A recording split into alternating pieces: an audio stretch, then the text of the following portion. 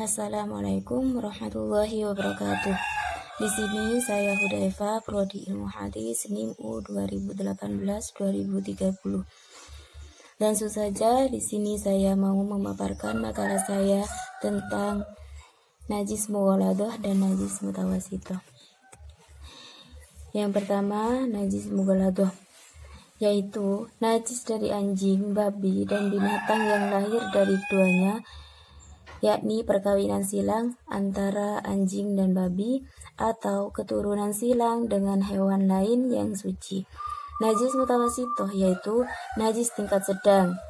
Dalam ayat-ayat Al-Quran, dalam surat Al-Baqarah ayat 173 yang artinya, sesungguhnya Allah hanya mengharamkan bagimu bangkai, darah, daging babi, dan binatang yang disebut selain Allah, tetapi barang siapa dalam keadaan terpaksa sedangkan dia tidak menginginkannya dan tidak melampaui batas, maka tidak ada dosa baginya.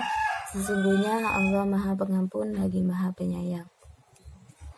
Dalam hadis-hadis Nabi yang artinya cara mensucikan bejana dari seseorang di antara kalian jika dijilat anjing adalah dengan mencucinya 7 kali. Cucian yang pertama menggunakan tanah. Dari pendapat para ulama tentang najis mughaladah, menurut 4 mazhab memiliki pendapat tentang najis mughaladah, yaitu sebagai berikut. Yang pertama, menurut kalangan mazhab Imam Syafi'i adalah cara mensucikan najis berat atau mughaladah, yakni najis babi, anjing, atau turunan dari salah satunya, mengharuskan membersihkan najis dengan sebanyak 7 kali, di mana salah satunya dengan tanah. Jika yang kedua, menurut kalangan mazhab Hanafiyah menyebutkan bahwa tidak seluruh bagian tubuh anjing najis, yang najis hanyalah keringat dan air liurnya, karena dalam mazhab Hanafi tetap wajib membasuh tubuh atau benda yang terkena air liur anjing. Yang ketiga, menurut mazhab Maliki, misalnya anjing tidaklah najis karena menurut mereka setiap makhluk hidup adalah suci, sekalipun anjing dan babi binatang dikatakan najis bila mati atau tidak disembelih dengan cara syar'i. Sebab itu dalam pandangan mazhab Maliki, kalau tubuh atau benda yang dijilati anjing, maka membasuhnya hanyalah bagian dari kesunahan. Meskipun sunnah tetap harus dibasuh karena bersifat ta'abudi. Yang keempat, dalam kalangan ulama mazhab Syafi'i dan Hambali, agaknya mulai memaparkan definisi najis secara lebih spesifik dan gamblang. Salah satunya definisi najis yang kerap dirujuk sebagaimana dicatat oleh Imam Zakaria Al-Ansari, penulis kitab As-Sanal Mathalib, dalam kitab tersebut.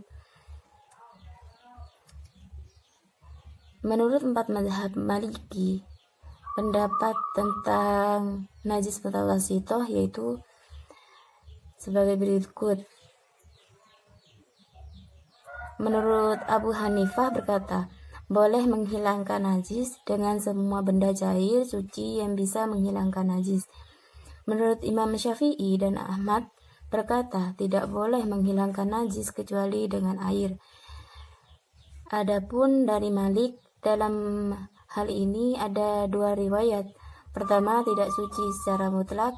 Yang kedua, suci bagian luarnya, bukan bagian dalamnya. Dari keempat imam mazhab tersebut bersepakat bahwa kulit binatang yang dagingnya tidak dimakan tidak suci, kecuali Abu Hanifah yang berkata suci. Analisis najis mughaladah dan mutawasithah. Analisis najis mughaladah, jika melihat dari mazhab yang saya anut, saya lebih condong terhadap pendapat madhab Imam Syafi'i, bahwasannya apabila mensucikan najis berat atau mughaladoh seperti najis babi, anjing, atau turunan dari salah satunya, mengharuskan membersihkan najis dengan air sebanyak 7 kali, dengan mana salah satunya dicampur dengan tanah atau debu. Analisis najis mutawasitoh, jika melihat dari mazhab yang saya anut, saya lebih condong terhadap mazhab Imam Syafi'i, bahwasannya apabila mensucikan najis tidak boleh menghilangkan najis kecuali dengan air, karena mereka bersepakat bahwa najis tidak bisa dihilangkan secara